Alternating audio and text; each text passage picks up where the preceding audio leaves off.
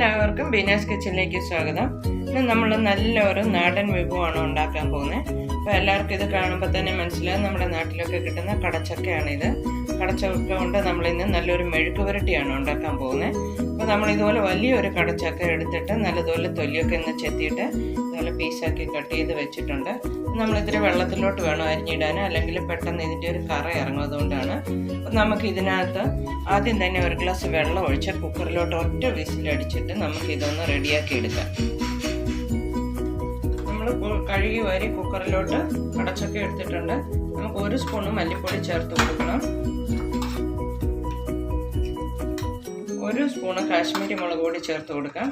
1/4 spoon മഞ്ഞൾപ്പൊടിയും കൂടി ചേർക്കണം. നമുക്കിതിന് നമ്മൾ ഗരം മസാല നല്ലതുപോലെ ഉണ്ടെങ്കിൽ ടേസ്റ്റ് കിട്ടുള്ളൂ. 1 ചെറിയ സ്പൂണ് ഗരം മസാലയും കൂടെ ചേർത്ത് കൊടുക്കണം. അപ്പോൾ ഇതിൻ്റെ കൂട്ടത്തിൽ ഞാൻ 1 തണ്ട് കറിവേപ്പിലയും കൂടി ഇടുന്നുണ്ട്. ഇനി നമുക്ക് 1 ഗ്ലാസ് വെള്ളവും കൂടി ഒഴിച്ച് കൊടുത്ത് കുക്കർ അടച്ച് 1 വിസിൽ വരുന്നത് വരെ വേവിപ്പിക്കണം. അതിൻ്റെ കൂട്ടത്തിൽ നമുക്ക് ആവശ്യം ഉണ്ടെങ്കിൽ, ഇഷ്ടമുള്ളവർക്കാണെങ്കിൽ 1 സ്പൂണ് ചെറിയ സ്പൂണിന് പെരുംജീരകം, വലിയ ജീരകമാണ്, ഇതും കൂടി ഇട്ട് കൊടുക്കുകയാണെങ്കിൽ നല്ലൊരു ടേസ്റ്റ് ആയിരിക്കും. അപ്പം നമുക്കിത് 1 വിസിൽ വരുന്നത് വരെ ഒന്ന് വേവിക്കാം.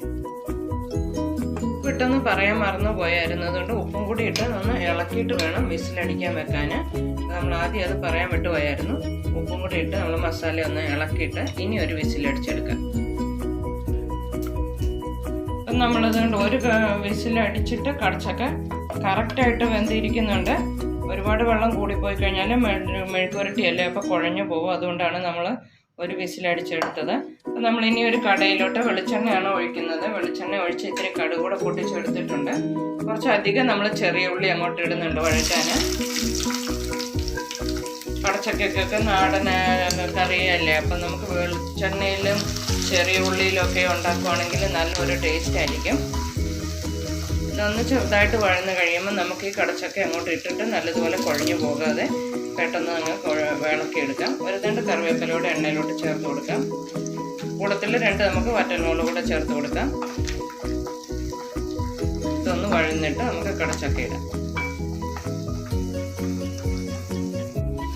ഉള്ളിയൊക്കെ നല്ലതുപോലെ മൂത്ത് വന്നിട്ടുണ്ട്. നമുക്ക് കടച്ചക്ക ചേർത്ത് കൊടുക്കാം.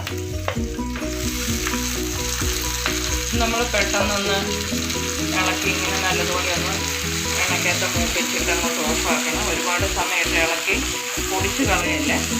നമുക്ക് ഇളക്കി ഒന്നും ഉള്ളിയെല്ലാം നല്ലതുപോലെ കടച്ചക്കയൊക്കെ ഒന്ന് പറ്റിക്കഴിഞ്ഞ് ഉള്ളിയും മുളകൂടെ ഒന്ന് മൂത്ത് വരുന്ന ആ ഒരു സമയം മതിയാകും. ചെറുതായിട്ടൊന്ന് വരിഞ്ഞ് കിട്ടും.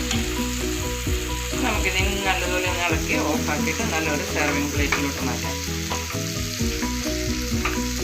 നമ്മുടെ കടച്ചക്ക മെഴുക്ക് പുരട്ടി നല്ല റെഡിയായി വന്നിട്ടുണ്ട്. അപ്പോൾ എല്ലാവരും ഇത് കടച്ചക്ക കിട്ടുന്ന എല്ലാവരും ഇതുപോലെ ഒന്ന് ട്രൈ ചെയ്ത് നോക്കണം. വളരെ ടേസ്റ്റിയാണ്. പെട്ടെന്ന് തന്നെ ഉണ്ടാക്കിയെടുക്കാമെന്നുള്ളൂ. അധികം വേവൊന്നുമില്ല. വേഗം തന്നെ ഉണ്ടാക്കിയെടുക്കാൻ പറ്റും. അപ്പം നമ്മുടെ ചാനലൊക്കെ ആദ്യമായിട്ട് കാണുന്ന ആൾക്കാരാണെങ്കിൽ കണ്ടിട്ട് നിങ്ങൾ അഭിപ്രായമൊക്കെ ഒന്ന് പറയണം.